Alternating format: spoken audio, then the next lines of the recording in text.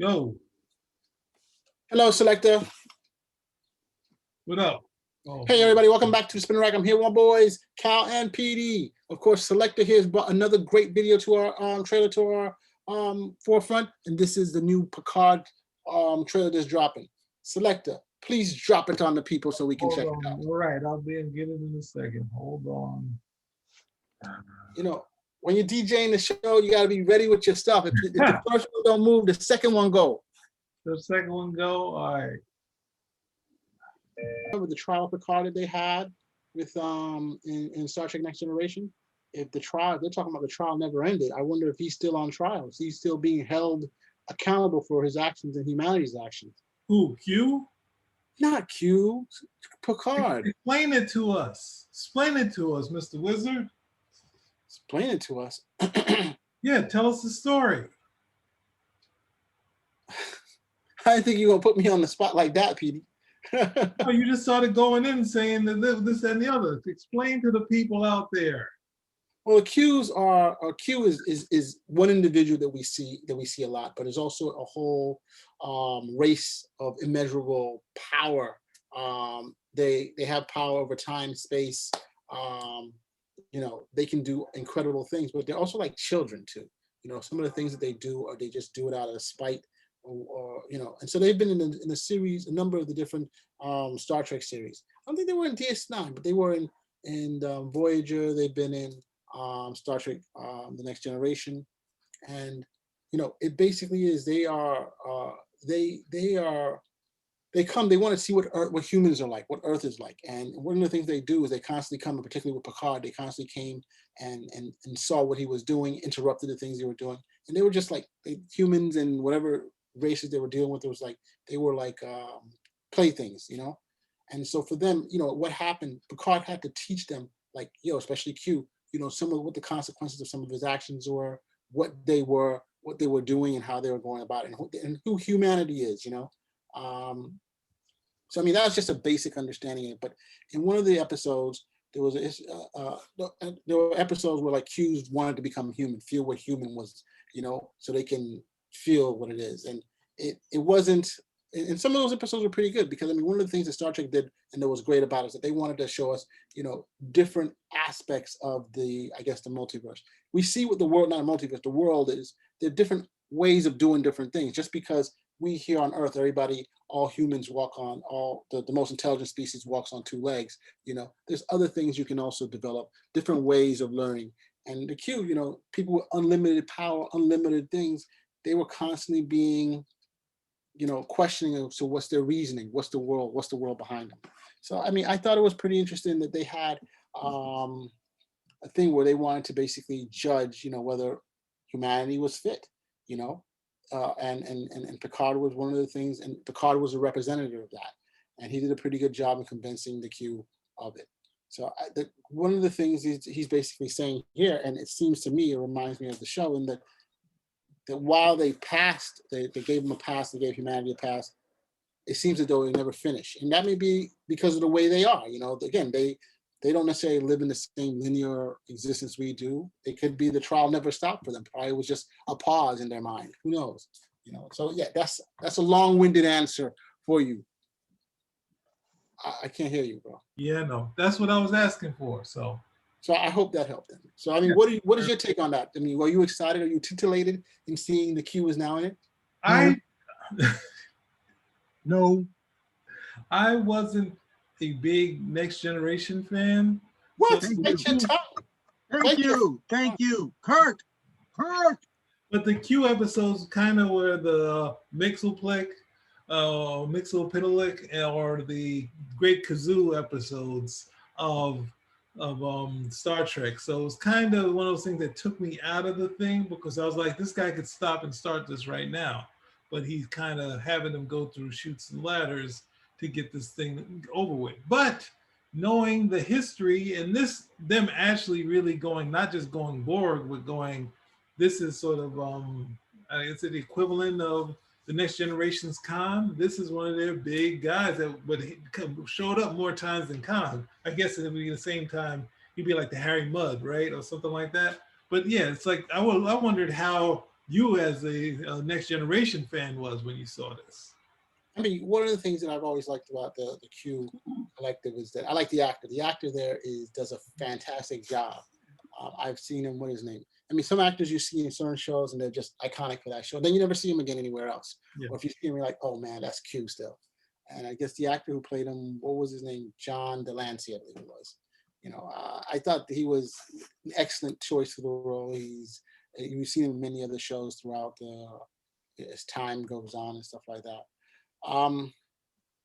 I just think that, you know, we've had these discussions about, you know, one of my top Star Trek shows has always been Next Generation, you know. Yep.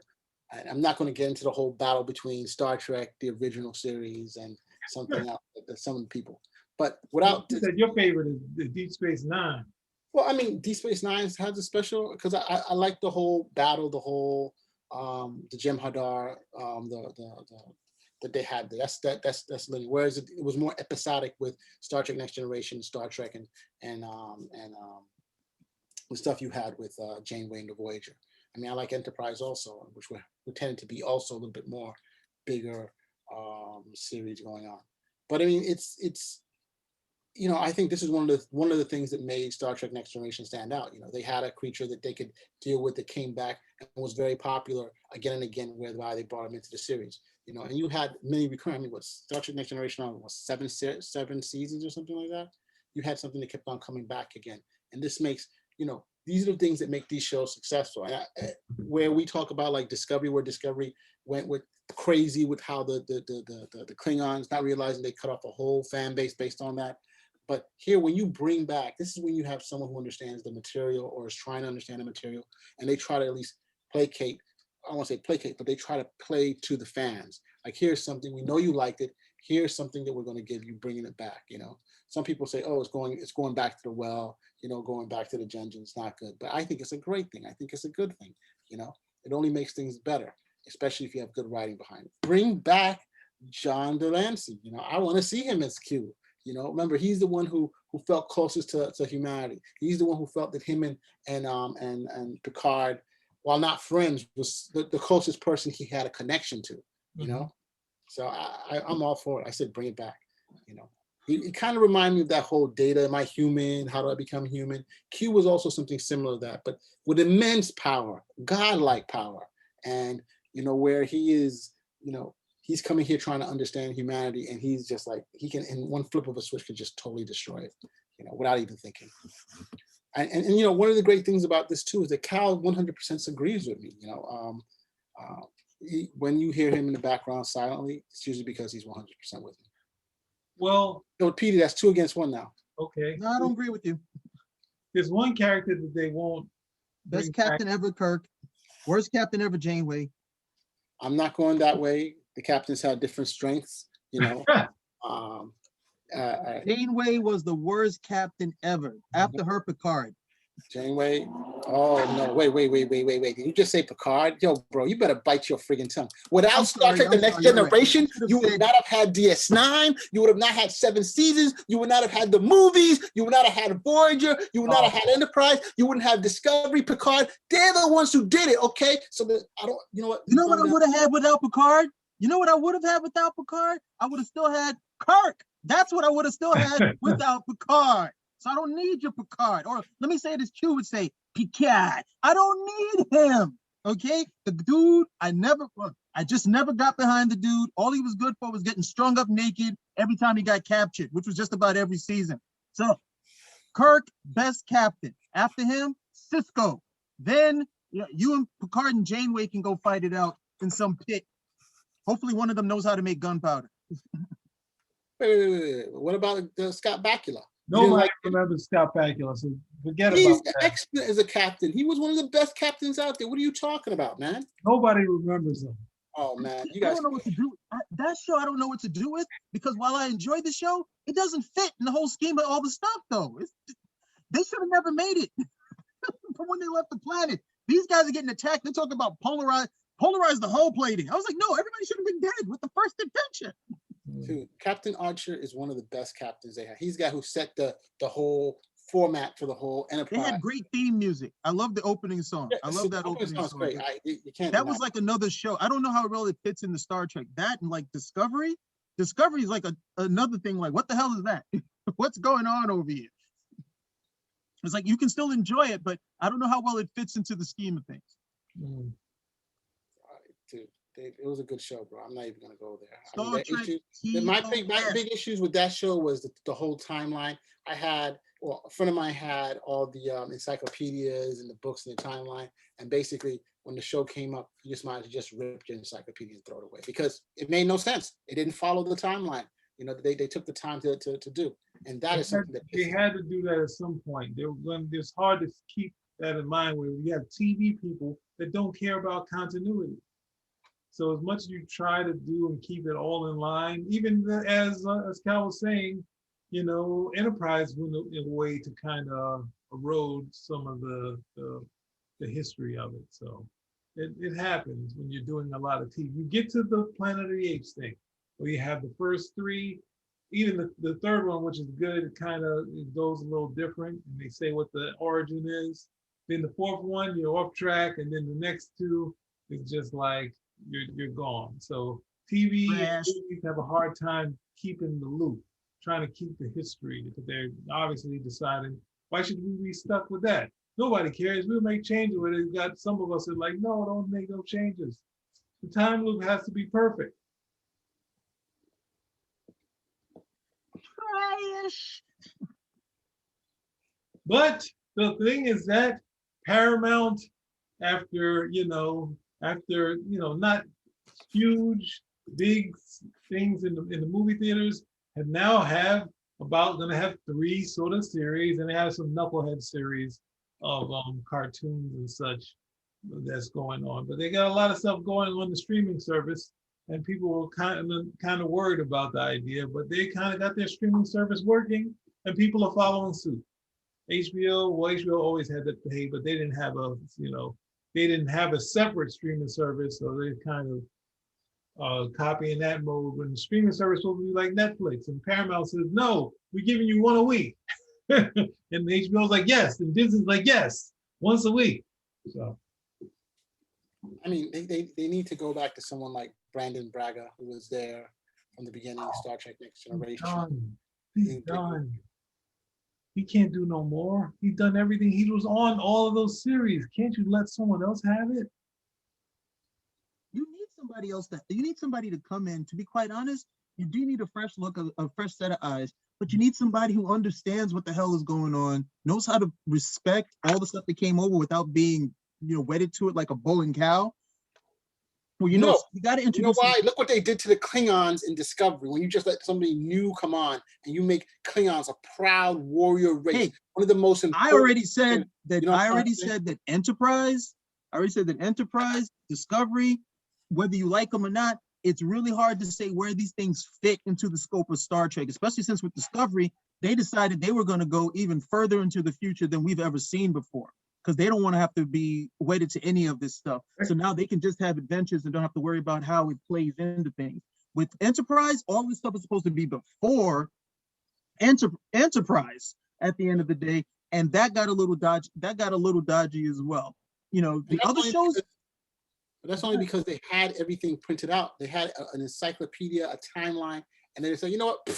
We'll just blow this up. We're going to put Ferengis here. We're going to have Borg. You're like, what the fudge? You know what I'm trying to say? What the fudge? And that's where the problem is. But at the same time, because what is it? Where is this? I don't have the book, that one in front of me. But when you're dealing with Paramount, like this comic here, the photo novels, they say, hey, can you put the Borg in this, but don't mess up anything? And you figure a way to do it. Can you do mirror universe? You have the Paramount people saying what they want to see. So they say, hey, because they were also asking Byrne to do, can you do the Next Generation in one of these photo novels? So the mirror universe is in the original series, Petey. It is in the original series. I'm not saying it's not, but I'm saying they hadn't seen it yet. So they're saying, can you do something at this point? So something that we wouldn't see them at the same time. So keeping in line with that stuff. So at the same time, the studio people are like saying, they're seeing, what's the name? Can you do mirror universe? Yes. Can you, can you do some? Can you do that? So you got to also think of the Paramount people are kind of saying, "Hey, we want to see something different." Not to say that they're the people who wrote the Klingons who came with a whole new look, because Paramount would probably say, "Can you do something with the Klingons?" And then they came up with a whole different type of I mean, thing. it's like putting stormtroopers in pink flamingos or something like that. That's what happened.